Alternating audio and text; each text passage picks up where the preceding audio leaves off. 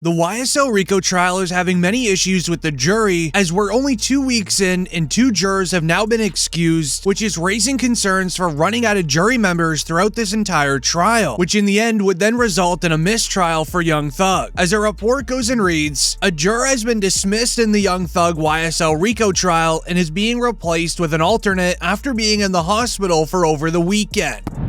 I'm in receipt of the admission form. As of current, she is still in the hospital. Her anticipated release date potentially is this coming Wednesday. So, much as I like to wait till Wednesday, I'm going to probably have to go ahead and excuse her due to illness. So, does anybody wish to be heard about that issue? Your Honor, before we do that, can I just figure out who 269 is? All right, and I'll let you take a look at I'm going to mark this as the next court exhibit in order, as well as I'm going to seal it for purposes of juror confidentiality. As the jury in this trial has been a major issue. Even DJ Akademiks would report members of the jury were shown on live stream, and people believe this is why the judge called the attorneys to his chambers for a potential mistrial. As a report would be released from No Jumper, fans are already identifying jury members on Young Thug's trial after the courtroom camera accidentally revealed their faces. As a commenter would say, I know that guy with the glasses on, that's Dante Wilson. He is on the jury. As that jury member, as well as the one in the hospital, has now needed to be excused for safety concerns. With the trial being an expected 6 to 9 month period, there is a high chance we can run out of jury members. Young Thug and his team knows this, which is why Young Thug's girlfriend has been doing podcasts out in the free world, which had him leaving whispering "I love you" to her while she is sitting in the stands supporting him throughout the trial, as that is Young Thug's way of showing appreciation for what Mariah has been doing. Do you think that marriage is the next step for you, Young Thug? I mean, when he gets out of jail? Yeah. Yeah, I don't think either of us want a jail wedding. Yeah, but I feel like he definitely wants to be married, and I feel like I do too. Do you ever imagine life outside once he's out? For sure. We talk about it all day. Okay. All day long. I mean, I feel like being imaginative can help every human being on earth not lose your mind. Mm-hmm. You know, it is like a little slight state of delusion. As Young Thug's family believes that he's going to be getting released soon, as things are continuing to go his way. As the judge himself has now mentioned the word mistrial countless times throughout the case, as even today in trial, the judge had to ask the prosecutors to stay out of his business. Is there anything else at this point in time? Your Honor, did juror number 39... Yo, would you stay out of my business, Miss Love? Oh, well. Stay out of my business. Judge, look, I'm sorry. I've been doing this a long time. Yes, I have, yes. And if you really must know, she's going to reschedule her appointment to the week of the King holiday. You happy? No, you're not happy. But anyways, that's the explanation you're going to get. I'm on top of it. Okay. All right. Yes, Mr. Sharp. As 30 minutes later, a jury member would then annoy the judge. As it would be announced, Judge Glanville let the jury know there is no such thing as a free lunch unless they're deliberating. Long shot, but say again? I know it's like a long shot, but can we get like lunch maybe once every 2 weeks or so? I mean, you got a lot of nerve, man. I'm trying to ask me for lunch. That's why you can be part of the jury. For you to ask those questions? Okay, all right. No, we don't provide lunches. The county's got bad credit, so we used to be able to. No, As online lawyers are claiming that this is one of the worst juries they have ever seen. But what's even worse is what the prosecutors that are against Young Thug is doing to the judge. It is stressing him out beyond belief, as it would be officially announced, judge in the Young Thug trial isn't happy with the state because they never turned in all of the slides they planned on using in their opening statement. Is there anything else you're going to use in opening you haven't shown to defense counsel? He's telling us. Well, I said that. I told you to do that a week ago. Because here's what I told you was going to happen. I've got a jury that's out right now that's being interrupted. And Mr. Williams, you should have made your motion or should have told me about that an hour ago or when you found out about it. Not hijack me at the bench about that. You did what you had to do, but I'm not happy about that. I'm not happy about any of this. Because this is stuff we could take care of before our jury comes in. And that makes you all, lessen your ability as advocates and lessen our ability for this jury to go ahead and get this case seamlessly. This is what I told you all was going to happen. So, as the judge even stated himself in the start of the clip, he already told the prosecutors to have all of their evidence and slides ready, but they ended up being nowhere near ready. Your Honor, we would ask, because we would ask that all of this be reserved for the 16th, because this all came up in September. You said you allowed us to. I am really annoyed about this, Ms. Fulton. I just am. This is ridiculous. Your witness list has grown by 2/3 since then. And I don't know why. You better have a dang good explanation on the 16th, because if you don't, I'm going to exclude it. Okay. But right now, I'm telling you, without anything further, it's gone. Well, we would like to exclude a lot more on that date, because this is ridiculous. There is no plausible explanation I've gotten and that would suffice, that we just kind of keep, you keep dripping and driving out evidence. The prosecutors have had almost over a year to have their evidence ready against Young Thug, and they were even told to be ready by the time trial started, and they ended up not having majority of the things they need ready. This stressed out the judge so much to the point he had to bring in a service dog to help calm him down. Here behind me is this bell that starts jingling, all right? And if you hear a jingling sound like a bell, please don't think that I'm doing anything creepy up here, all right? I have a service dog behind me. His name is Jack. I think some of you may have seen him already. He lives the best life ever. He's pampered. He's really, and he is a Labrador Retriever. He's about almost 2.5, 3 years old at this point in time. So, but if you hear that bell, that's him moving around, all right? He doesn't bark. He rarely gets interested in what's going on, so he might come up here and look, but that's about it, all right?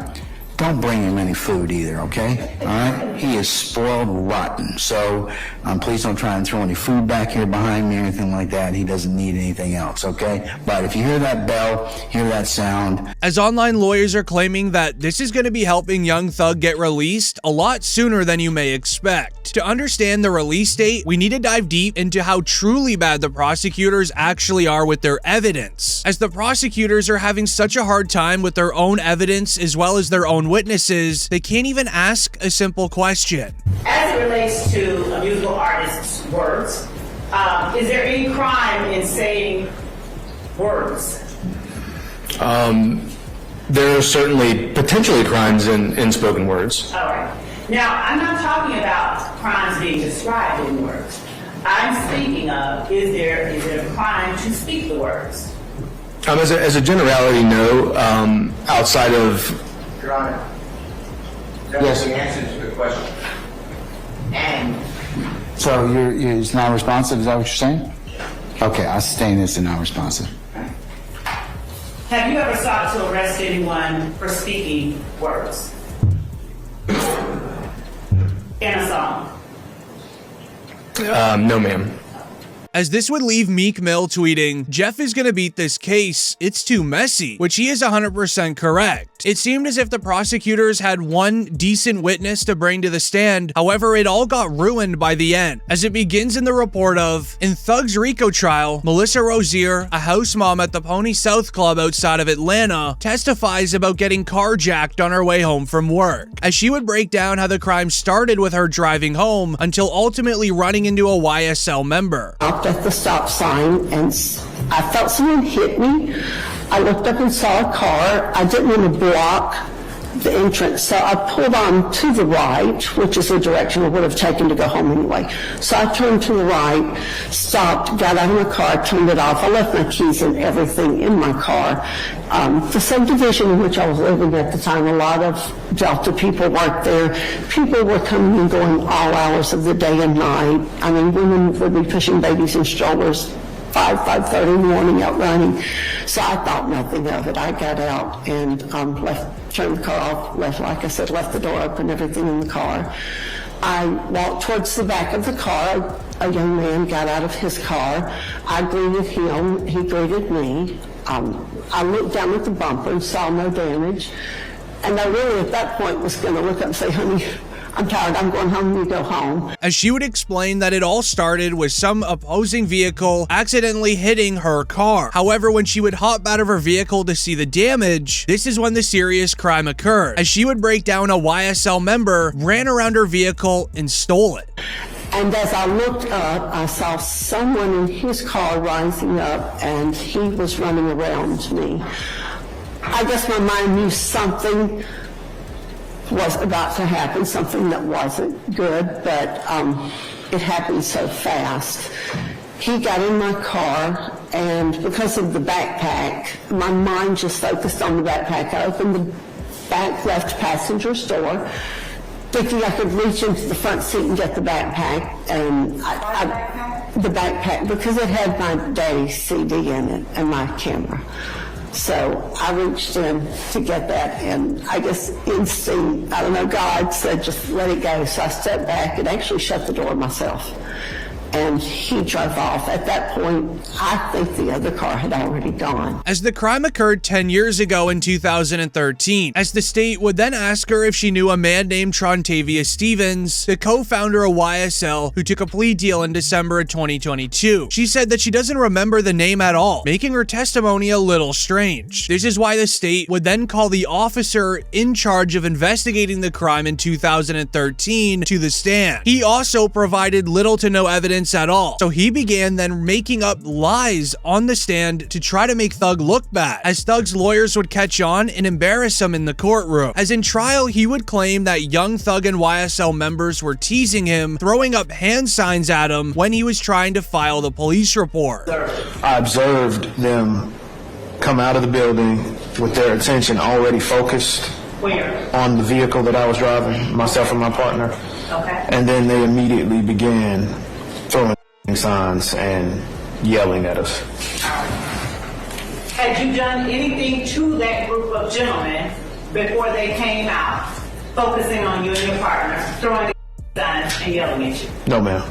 As moments after it would then be reported, young Thug's lawyers are going to work, Atlanta officer is getting cross-examined after accusing Thug of flashing hand signs at him. Thug's lawyers then ask why this wasn't mentioned in the original report. When you testified a little while ago for the state, and they asked you a couple questions about this, you said they were flashing hand signs, right? Correct. Right. Now, you didn't say that in your report, though, did you? No. And I mean, you wrote a 2-page report, and it was very detailed about everything that happened and everyone who was involved, down to names and dates of births, right? Right. You put a serial number in there, right? Yes. And you're trained as a police officer that anything that is of significance, like if you think, for example, something is related, you put that in the report, right? Right. But that report, the same one that she had you read, right, because you can remember some stuff, in that third paragraph where it talks about what you saw those people doing, you ain't say nothing about, I saw the signs, right? Correct.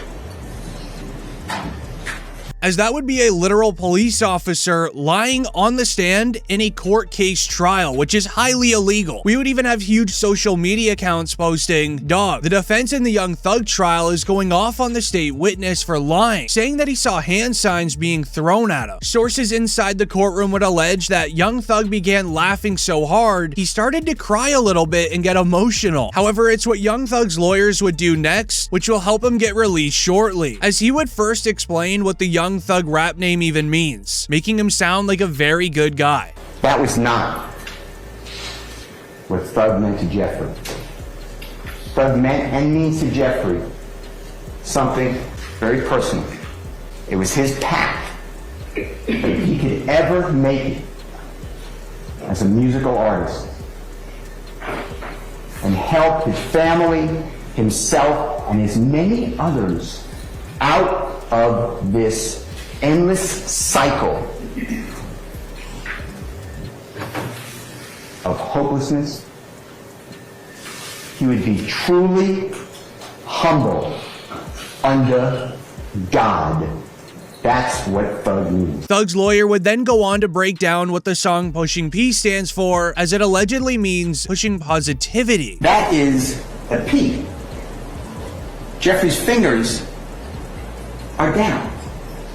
And what you'll learn is that Jeffrey just released with Sergio Kitchens, performed known as Gunna, a song that is wildly popular. It's around the globe. It's called Pushing P. And it's positivity. It means any circumstance you're in, if you think positively about something, you can make it through. You're pushing positivity. You're pushing P. Jeffrey is showing the P. To give Young Thug a good image to the jury and inside of the courtroom, he would then go on to explain that Young Thug is a studio G. He's not a real life G that goes and commits crimes out in the free world, and instead he just makes music about it for entertainment. He's not unique and say, oh, that's a Donovan Thomas Tom. Jeffrey sings about cars all the time. He names all different cars. They just pulled out the top. These are common themes. This is, you will learn, studio. They're in the studio. They are creating music for us to listen to.